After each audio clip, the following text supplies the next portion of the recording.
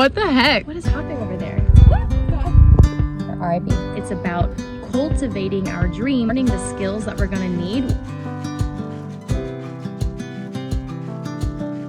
Hey y'all, welcome back to the Heart of Home, where we are gonna be walking through the third week of garden tours right here in my little suburban homestead. Now we are gardening here in Zone 5 in eastern Iowa, where things are finally starting to take off. The tomato plants are going, the loofah and the cucumber plants are finally starting to crawl, and they have enough foliage that I have some shade, which is refreshing and very nice. Today it is 88 degrees with a UV of 9, and so it is a hot one. It is a very hot one. It's the middle of the afternoon, which is ideally not really my favorite time to film garden tours. However, I've spent all morning painting trim for our house that we're redoing, as well as recording another podcast with Megan from Shine FM. The podcast is actually called The Home and the Maker. If you are curious and want to check that out, I'll put it in the description below. But I'm excited to share with you guys everything that has been taking off in this garden. It is growing so quickly and wild. So let's get started. The last garden tours, I shared quite a few of these plants with you guys, but I wasn't 100% sure on the varieties or where I got the seeds from. And so this time I made sure to write the majority of them down, the ones that I'm going to share with you guys today. So I have an entire list right here of my seeds and where I source them from, so that if this is a variety or a specific plant that you want to try, that you can go right to the website, which is also linked in my description, and find those seeds for yourself. I'm also going to be guzzling my electrolyte drink here, this little mocktail that I put together because it is so warm. And I'm also going to be fighting with the lawnmowers in the community and the AC units, because Lord knows everybody's is running real hard today. It is the time of the month where our hydrangea is just buzzing with life. If you watch carefully, you can see all the different little flies and bees and wasps and critters. I don't know why or what this hydrangea puts off. I guess the nectar must be really good. There's always 1 to 2 weeks out of the year that this hydrangea is just flooded with life, and it's really cool because you can walk by it and there's a bunch of wasps and other little things that you probably wouldn't want to land on you. However, they want nothing to do with you. They are just here to collect their nectar, their pollen, and to get back home. But if you see me ducking or dodging a wasp or a honeybee or something, that's why, because they're literally all over my plants right now. So I told you guys about the radishes that had bolted in this garden bed and how I was letting them go to seed. Now, I have heard from other gardeners that the seed pods that they put off do actually taste like radishes. And so I was waiting until this very moment to pick one of these. Here's what the pods look like. I've never actually let any of these go so far to seed, that I got to experience these, because I usually rip them out and put something else in. But let's give this a try. Here goes nothing. Oh, okay.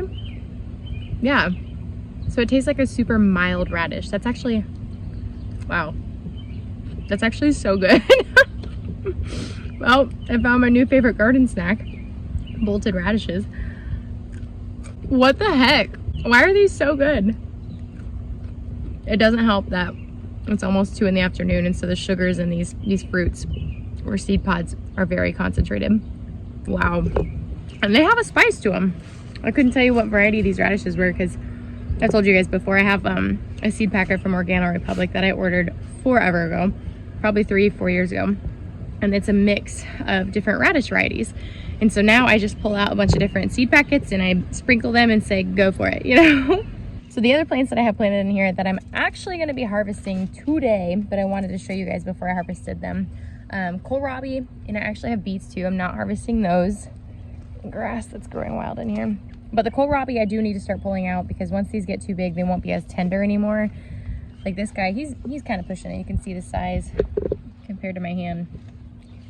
There's a couple more in there that I can leave. I also think that I might actually try to harvest these little radish pods and probably do like just bake them in the oven, probably at low.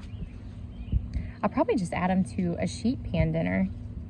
There's so many of them. This is almost honestly better than harvesting one radish. That is, I'm intrigued. I'm very intrigued. You guys will have to let me know. Have you guys done this before? Have you let radishes bolt and then just consumed their seed pods? Golly. All right, we need to move on from this bed. I keep getting wasps landing on me, and they're not stinging me, but it terrifies the life out of me just knowing that they could be aggressive. So anywho, radishes, beets, and kohlrabi in this bed. As soon as I harvest those radish seed pods, I'm gonna get some more food planted in there. Right next door, I have got, I can't remember if this is it's either cinnamon basil or cardinal basil. I'm not sure. I'm leaning towards cardinal. I don't get any hint of cinnamon in this. It smells so good though. And then I've also got this loofah. So I posted in a loofah, or in a Facebook group, I think it was just like the Friends of Roots and Refuge, about a seed exchange for loofah seeds because I didn't want to have to order any. And I don't even know how many times I pull out seed packets and I'm like, why do I have so many seeds left and they're starting to get old? And so I traded some tomato seeds with a friend off of there for loofah seeds. Now these are just extra long loofah is what she told me. I don't know the company that she got these from because she's been saving them. So they're heirlooms, but they are going wild, you guys. They're everywhere. I mean, they're crawling everywhere. I feel like my pickling cucumbers that I also got from another friend, ironically, right here, they're the ones that have blooms on them that you can see. They are like fighting with the loofah. I have to come out here every day and redirect the loofah back to the outside. And I knew growing loofah and cucumber on the same trellis was gonna be a risk. But as you can see, the cucumbers should put their fruit off before the loofah do, because the loofah, I won't even be harvesting until probably October here in Zone 5. And so the idea, and it's honestly, it's already getting diseased. So as soon as the bulk of this harvest happens, I'm just gonna rip the plant out, get rid of the disease stuff, and let loofah take over even more. So unfortunately, I cannot figure out what kale this was. It is looking rough because it is so hot today, and I didn't water. I haven't had to water. I've watered maybe 4 times this entire season so far because we've had so much rain where we live. Huge blessing, huge blessing. We do have rain coming in the next 2 days as well, and a little stress in your plants isn't terrible for it. It's gonna grow their resilience, it's gonna grow the strengths. It's going to make them stronger ultimately and less reliable on a consistent schedule, especially with tomatoes.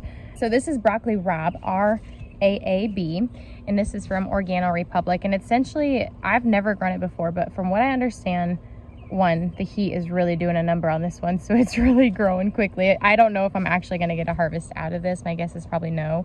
But it's more of a longer version of broccoli. I'll put a picture on here. It's so hard to describe, and I've never actually harvested it, so it's even harder for me to describe. It's looking like it's supposed to, but I'm not seeing any little heads of broccoli, which is apparently what it's supposed to look like. But I've got this in front with my kale that's just down in here. Oh gosh, this looks so good. Doesn't this just make you want to go make some soup, some really brothy soup? Kind of like that Tuscan soup from Olive Garden. That's what I am like craving right now, even though it's like 90 degrees outside. It looks so enticing. Pretty sure the basil on the other side of my mystery cardinal or cinnamon basil is just Genovese basil, just very simple, sweet basil. I need to come out here and prune all of these back. It's time to dry some in the dehydrator, which I've got set up finally downstairs. I've also got my potatoes, my potato update for you guys. I did top them off. Now growing in these bags, mounding is essentially, you could just use straw or hay, but I am just using free compost from our compost center and just continuing to mound up around these plants. This one could actually use a little bit more, but I did put more potatoes in there just because I found a bunch of roly-polies when I moved this bag. And if you know anything about gardening, you know that roly-polies really love potatoes. And so I have just a slight funny feeling that my potatoes that I originally planted in here might have been getting eaten. So we put more in here just in case. It's not gonna hurt. If anything, it's just gonna make smaller potatoes when it comes to harvest. I also started my second bag of potatoes, so these ones will be a little behind the other one, but they'll be popping up sure before too long. Are you hot, Bubba? And this potato bag is next to one of my favorite plants in the garden, and I say favorite because it's a volunteer. Now, if I could put any bets on what this tomato plant is, I would guess the black strawberry cherry tomato. Last year, if you guys remember, but I had black creme going up here and the black strawberry cherry tomatoes going up right here. And it was beautiful. It was so lush and so full, and they were like falling onto the ground, and they were loving their life in this bed. So I'm hoping that that's what that is, just because they were so pretty. To be honest, I wasn't a huge fan of the flavor, but they were beautiful. And they weren't necessarily cherry tomato size. They were definitely more of like a grape tomato. You guys might notice my broccoli is all gone except the one plant down there, because I noticed it has an offshoot that's starting. So I did pull up all of the broccoli out of here, and I've got it sitting down there in like a little mini compost pile that I've started. My cabbage is still going strong. I still have no idea what I'm doing. It's starting to fall over because it's so heavy. I don't know when to harvest it. I know I could harvest it now and it'd be completely fine. Like, it's not like it's under matured. I want to harvest it at its peak. Like, I want to get the most out of this that I can. Our goal is to ferment more sauerkraut. I had 2 pint jars of sauerkraut fermented from last season, and it's lasted us the whole year, and I would love to have more so that I could eat it more regularly, and preferably daily, just to have a couple bites, because it's so good for your gut. But the cabbage worms, they are leaving these alone for the most part. Now, this one guy, he's kind of become my catch crop. Every time I look in here, he's getting more and more eaten, but I can't find the cabbage worms, which tells me that they're probably more internally. I see the same thing is actually kind of happening here, so maybe I should be looking a little harder. As long as I can get 1 or 2 giant heads. There it is, right there.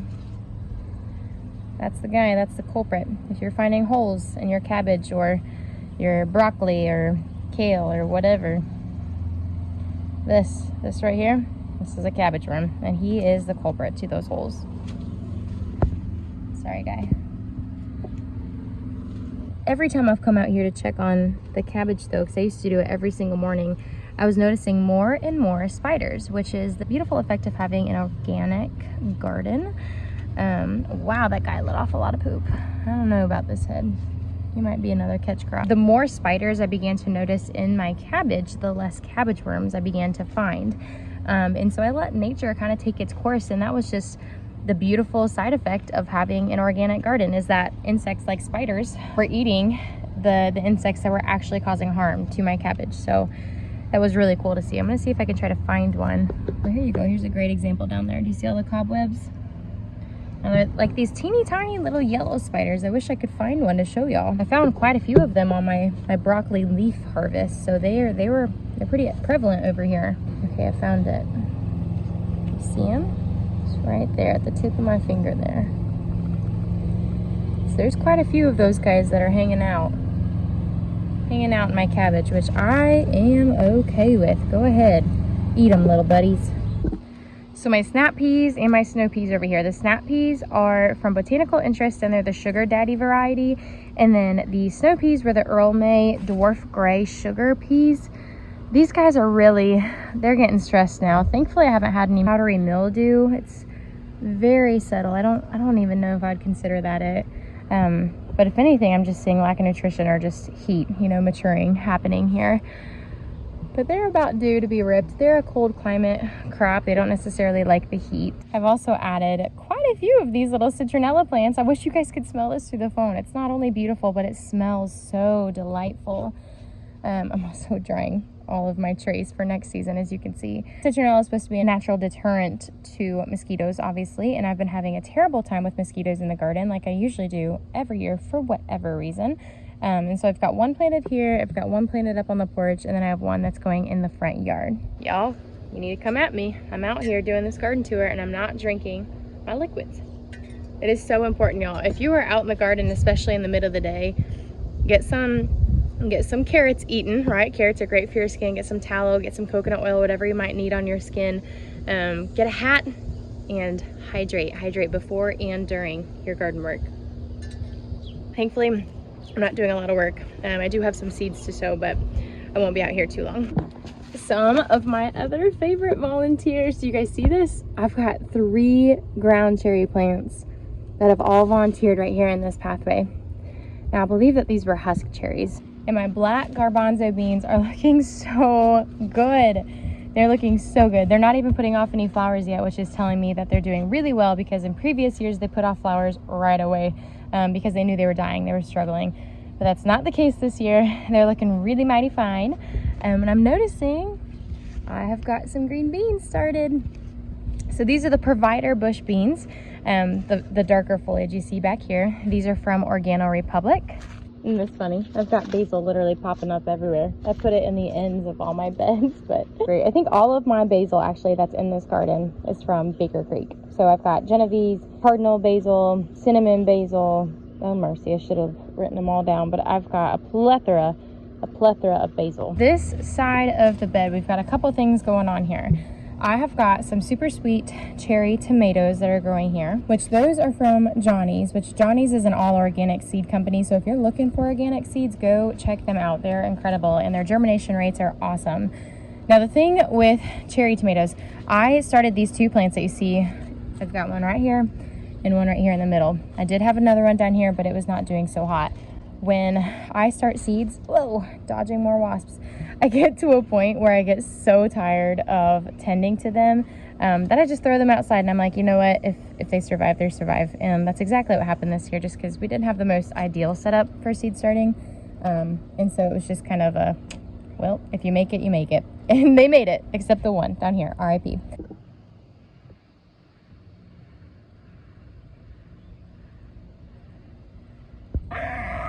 I got this one wasp flying around me. I can't tell if he's happy or angry. I did start some individual seeds, so I actually have 3 plants right there that I should probably dig up and find a different home for, because this guy's doing all right. But then I've got 2 more down here, actually 3 I can see there, but 2 more right there that are growing. However, the ground cherries decided to grow this direction instead of over the side, which I was kind of really hoping for. And ground cherries aren't necessarily the easiest thing to redirect without snapping off their branches, so it's okay. If I just have these 2, or if I need to go, you know, plant these starts somewhere over here where they'll get more light and then trellis from an angle, I can do that. I'm not too worried about it. The cherry tomatoes, especially the super sweet 100 right here, are some of my favorite cherry tomatoes just to snack on. I seriously, I haven't tried a single cherry tomato variety that I like more than these super sweet 100s. So my pepper bed, this is kind of the experiment this year. We have been fermenting a bunch of different foods. You know, we've done, like I mentioned earlier, the cabbage for fermented sauerkraut. We've got pickles. I've done beet kvass with red beets. And another thing that I want to venture into is hot sauce, because it's the next step of something to replace that we buy from the grocery store. Now, hot sauce, it isn't necessarily packed full of a bunch of preservatives and sugar and food dyes, so it's not super high on the list, but it's more so the skill than it is the absolute necessity to do it ourselves. With growing a suburban homestead, the reality is that we are not going to be able to replace everything from the grocery store. We don't have room for livestock. We don't have room for, you know, a 2,000 square foot market garden. Like, we don't have room to do that. And so what we do have room for is turning our waiting room into a classroom, like Jess says over at Roots and Refuge. And that's exactly what we're doing here. So instead of being so concerned about replacing, there's that wasp again. My son's Tonka truck has water in it. Yeah, that's what the wasp is going for. Well, good, I'll just stay out of the way. Not necessarily about replacing everything that we buy from the store right now, but instead it's about cultivating our dream and learning the skills that we're gonna need when we have the opportunity to actually replace things from the grocery store. And so that looks like learning new skills right now. And so this new skill that I wanna learn is to ferment hot sauce. Now, before I show you guys my peppers, I will say the peppers are probably the one plant in the garden that really got the short end of the stick when it came to survive or die. So a lot of them died. And so I've got a lot of peppers that are starting from seed, and they're popping up and they're taking off. But we've got room for plenty of other things as well. And so I'm gonna be putting some more peppers into the soil. Right now, let me show you guys what I got. Now, these established plants right here and right there, I got from the farmer's market. And so bear with me because I don't know exactly where they're from. You can definitely Google the variety and find out online if it, you know, is super concerning to you. I also meant to write these down and I did not. I think this is King of North. Now, these are bell pepper. I will put a picture right up on the screen right here. So bell peppers are sweet. They're not spicy. Behind them, I did plant some California Wonder bell peppers, which I have varieties both from Baker Creek and from Botanical Interest. And they're coming up right there. I can see them there. But these are all sweet peppers, so we'll be using them for things like salsa, probably some pasta sauce. Look at that. Cobwebs in your garden. That's a beautiful sign of an organic garden with an ecosystem that's healthy and thriving. So these guys are Anaheim peppers. These are not sweet peppers. These are spicy, but they're very, very mild. Their SCOBY level is very low. Got quite a few on here. They're looking so good. The thing with my hot sauce is I want these peppers to turn red or their darkest color possible, which also gives me a higher antioxidant count than if they were green. Keep stepping on things in the garden because I don't have, clearly, as you guys can see right now, I don't have the flooring in the garden done yet. And my friend Neva, she and her sister Summer were over here, and she goes, I was telling Cole that your garden looks so beautiful from up on the deck, but as soon as you get down there, it looks like a homeless shelter. And I was like, well, Neva, you're not wrong. Yep, there's a bunch of cardboard and turf and weeds like dandelions and broadleaf plantain that I actually let grow in here because they're medicinal. But she just cracked me up because I was like, well, yep, this is the reality of it. And she wants a garden, but she doesn't garden right now. And so it's just so funny to hear the perspective of people that aren't, you know, understanding of the process or why we have things like cardboard in the garden, especially as an organic gardener. All right, moving forward. This is where the mystery happens. I would literally, and maybe I'll do this for the next garden tour. I went through all the effort to find all this information. Then I forgot completely about the peppers I have here from the farmer's market. I need to go back and look at the tags in some of the videos because some of these, I believe the corner over here was habanero. I want to do some habanero peach jam because I have peaches from Georgia that a friend went down and got us last year that we've had frozen for the last year. And it's time to use them up. So I'm going to be making habanero peach jam with those. I have got cayenne peppers, which I strongly believe are over here. Probably that bunch right there, which when they get bigger, I will thin them out and spread them out there. And I know that these are datil peppers, which these datil peppers came from Baker Creek. The datil peppers were given to me as a free seed after ordering so much. I really love that Baker Creek does that. That's really sweet. And it's kind of fun because it's a mystery. You never know what you're going to get. I've also got those like teaspoon tomatoes, like they're like spoon tomatoes or something. They're teeny tiny little things, but they didn't grow well for me if I'm honest. But I've heard that if they do grow in your garden, they will never leave your garden, so plant with caution. So the cayenne peppers are also Organo Republic. And then I know, I want to say these are my jalapenos right here. I'm going to be planting some more, but I have jalapeno peppers also from Organo Republic. I've also got a few that I'm going to sow some more of, because why not? And we've got time and they love heat. So I got these in Hawaii, and these were some of the seeds that I was most excited to start because they're so hard to find. And my friend Carissa, who's from Kauai, she said these are really popular on the islands. And so this is just the Hawaiian chili pepper. I had starts of this, they just didn't do well. I bought this at an ABC store in Hawaii, and if you know, you know what an ABC store is. And so the likelihood of the germination rate being great on these is very low. I have struggled to find these online, so give it your best shot because I really couldn't find anywhere reliable. So the other pepper seeds that I'm going to be starting today are just early jalapenos, and so they have a shorter day to harvest number than a typical jalapeno. That typically means that they're a little smaller as well, which is okay because we're probably going to be making cowboy candy with it. My husband this year was obsessed. Now cowboy candy is not super healthy. It's definitely healthier than the processed foods that you'd be eating or buying from the grocery store. Oh. I was like, what is hopping over there? It's a toad. I thought I was going crazy. I was gonna grab it, but now he's gone. Anyways, I'm hoping to get enough jalapenos that I can just make my husband a few jars of this. We put them on everything.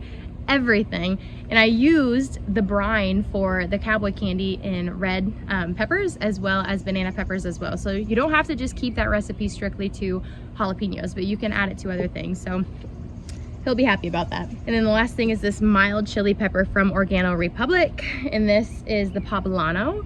I'm sure you've heard of poblano peppers before. A lot of recipes call for them. And so I just wanted to have some, to can some, to try them out. I've never grown them before at all. All right, I need to show you guys the remaining peppers over here from the farmer's market. Okay, yep. So these are the goat horn peppers. I believe it goes all the way back. I have one that is starting to turn. I'm so excited about this. I'm probably just gonna harvest this to eat it because we don't have a lot to actually ferment with yet. Okay, this row right here, I am the most excited for. Do you see these? They are so stinking cute, and I had no idea. This guy just recommended them. These are Brazilian starfish peppers. Honestly, I'm a sucker in the garden for fun things, for things that keep the garden thrilling and enticing, that will draw the gardener back in. I am all for it. So if you find something fun or beautiful that you want to plant, don't let anyone stop you. Plant it. I'm starting to feel it, y'all. We gotta speed this tour up. It's getting hot. Lots of waspies out here right now. You know, I've been stung one time by a yellow jacket. I've gone my whole life saying I've never been stung, and then I was stung in the ankle, and it seriously, it felt just like a sharp blade of grass hitting my leg like 2 times. And then I looked down and I saw it flying around my ankle, and I was like, nope. And so I ran inside because I was getting itchy and swollen, and thankfully I was fine, but I was so dramatic. I was like, Caleb, like, am I gonna be okay? Do I need to go to the doctor's office? Like, I don't know what to do. And he's like, you're fine. I'm freaking out. And he's like, you're fine. And I'm still freaking out. So now I have a little bit of PTSD. Would you believe that I want to be a beekeeper? I feel like that's different. Like, wasps are so mean sometimes, and they just come after you. And at least honeybees give you honey. All right, I've got my mess of stuff going on here. This is rocket arugula. It is from Organo Republic. It is so stinking good, y'all. And it's right next. My wasp thinks so too. They're loving it. I wonder what they're on there for. I wonder if there's some moisture still trapped in those leaves in there. But we've got some more Genovese basil happening here that I need to prune back. I would reach in here and show you guys what's next to it, but I know a wasp just crawled in there, which means there's probably more. And so in there that you can't see right now is also romaine lettuce that's from Organo Republic as well. I've also got a tomato plant, which is starting, shoot. Oh, he is. Okay, he is making it up. I was gonna say the arugula is starting to take him over. It's starting to bolt too. I just need to pull out those pieces. I've got this whole cattle panel is full of tomato plants as well as lamb's quarter. I've also got my bolted spinach here. Here's the little seed pods that I was waiting for. So I've been coming out here and pushing them in. I've also noticed the birds out here in the morning hanging around my spinach. So I'm sure there's some grass in here too. So I'm sure that the birds are also enjoying them, which is okay. There's plenty to go around. Another weed that I'm kind of letting grow in my garden, not everywhere, but in some spaces, is purslane. And so purslane, again, it is medicinal, it's edible, it's very much like a succulent, which I think is so fun and beautiful. And it is a great ground coverage in the garden, though it can get kind of aggressive. It can be hard to maintain if you're not careful about it, but it's a beautiful weed to also allow to grow in your garden. And before I jump into my tomatoes, you might be noticing some of these wispy green things. There's some more on that side. I've got leeks over here. So these leeks are called the King Richard variety, and they are from Botanical Interest. I did separate them. They were kind of growing in clusters in quite a few spaces, and moved them over and gave them a good drink, and they were good to go. So they're really easy to transplant when they're young. All right, my phone actually overheated. That's how hot it is here right now.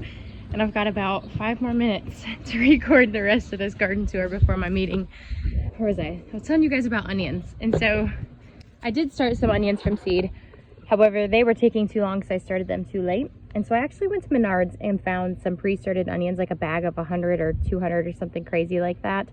And I decided, you know what, I'm gonna plant these, because having those in the ground and having onions at the appropriate time that I could trust were actually gonna bulb and do the thing were better than knowing that I started them from seed. This kale plant, the spicy mystery kale plant I told you guys about, its seed pods are quite ready to be harvested. So I need to come through, harvest those, drop them.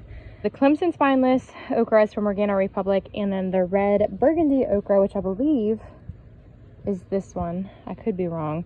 I actually second guessed myself when I was looking at my seed packets. I was like, wait, did I plant red burgundy? I'm not sure, but I think so. But it should be from MI Gardener if so. This is gonna be such a beautiful, like, well-shaded area as soon as these tomatoes come up. So I've got pineapple tomatoes, which the pineapple tomatoes are from Baker Creek, and I've got a couple of those in here. This guy, I actually need to come out here and trellis them some more. I've been using twine to trellis them. And I have been pruning, which we'll do a whole different video over that here soon. So I've got a couple of pineapple. I think I've got 3 here. And then I know that I have black creme in here somewhere in the middle. And the black creme that I did this year is actually from Botanical Interest. I know that you can also order some seeds from Johnny's, the organic seed company. The black creme is probably hands down my favorite dark, like deep, rich purple tomato. It's so earthy and sweet, and the flavor is so unique. I really love black creme. It's so funny, all of my tags, okay, noted, next year don't use red Sharpie, because apparently the red Sharpie is washing off of these tags. But I know somewhere in here I've got, I think it was a sweetie pole tomato. I think that's what these two are. They should be more of a grape or a cherry tomato. This guy's actually really taking off. He's definitely got to be one of those. And then I believe the ones that I planted down here, maybe the tag still says it. Yep, these are big beef. And so these are big beef. These are actually a hybrid tomato. This is the only hybrid tomato that I have in my garden. And the big beef is from Earl May. And I've got 1, 2, 3 starts of that, I believe. And now as soon as I pull out this lamb's quarter on the other side, it'll be getting more sun, but actually a lot of sun on tomatoes can stress them out and make them drop their blooms. And so this isn't a bad thing, that they have a little bit of shade between the hydrangea, the lamb's quarter, the basil, everything that's going on here. You'll see that they're curled, and if you see this in your tomatoes, it's actually not. There is a disease, but what you are seeing here is not disease. This is just stress from the heat and from the lack of water in the soil, because I haven't watered them in the last 2 days. I've got just a couple more things that I want to show you guys before I have to go inside. Another thing that we learned that we love to grow at our old house was sour gherkins, or cucamelons, Mexican sour gherkins. And so I actually started a few seeds in these pots over here, and I need to trellis them up, because look at these. They're trellising, or they're growing right out into the yard. And so I need to turn these pots around, get them growing up on the trellis. But these are like teeny tiny little bite-sized watermelons. They're not watermelons or cucumbers, but that is what they look like and they taste like. I would love to grow enough to eat when I'm out here, but also to harvest and to pickle. I think that would be so fun to pickle. Hi, darling. I believe, yeah, these are these Isis candy cherry tomatoes, and they're pretty sweet. They're really tasty. You leave my tomatoes alone, okay? And then this one, it says it's Isis candy as well, but these were yellow. Have you guys grown Isis candy cherry tomatoes before? This plant is yellow and that one's red, but they're apparently the same plant. I don't know, but they're delicious. Quickly, I gotta show you guys the mess of the corner over here. I've got my wild catnip. I've got a rogue sunflower, rogue, I believe that's a Jersey Devil tomato plant over there. I've got some tomatillos growing. I did do some pumpkin seeds. Pumpkin. Okay, pumpkin. Organo Republic sugar pie in 115 days to harvest. So that's what those are right there. I've got them trellised up just for now. Ooh, wasp. I don't want the dogs running through here like they usually do to play with Doug through the fence. I have my jester melons also trellised over there. They're doing phenomenal. My dill that's from Organo Republic. This is the bouquet variety. My botanical interest moonflower is finally growing. I've put my old okra stalks over here so that they have something to cling on to. My crimson sweet watermelon is growing that I got from a friend. Look, it's the beginning. So fun. And I've also got some calendula out here that I need to harvest, because the more I harvest, the more they grow. You guys know the story of my blueberries and my hasket berries dying off, and the mystery of why. I'm still not sure why. This bush actually did put off a couple of blueberries that we harvested. You can see there's another one right here. And usually an early harvest like this is a good sign that the plant is dying, because that's the plant's way of trying to reproduce every amount of energy into seeds for the next generation before it dies. But I did go to the store and get 2 more blueberry bushes. Now these are going to be bigger than what the other ones were supposed to be. So that's, it is what it is. I think they're supposed to be a 5 by 8 foot. I definitely don't have enough space here if I'm honest, but I'm a rebel gardener. And so if they live to be that big, I will be happy, and I would happily transplant them if I need to. And these guys are pretty well established, so I'm pretty excited about that. And then I just moved a few more of my rogue okra plants over here because I didn't want to throw them away. That is really week 3 garden tour. Things are starting to take off. I think by week 4, we're gonna have some food. I think we're gonna have some green beans ready to harvest. We're gonna have more kohlrabi, possibly some more cherry tomatoes. We'll find out. Make sure that you guys like and subscribe this video if this is something you're into, and thank you so much for the people who have been here from the beginning, who are just getting here, and who have invested in this channel. I'm so grateful for each and every one of you. I couldn't do it without y'all. So until then, I will catch you guys on the next video. See you later.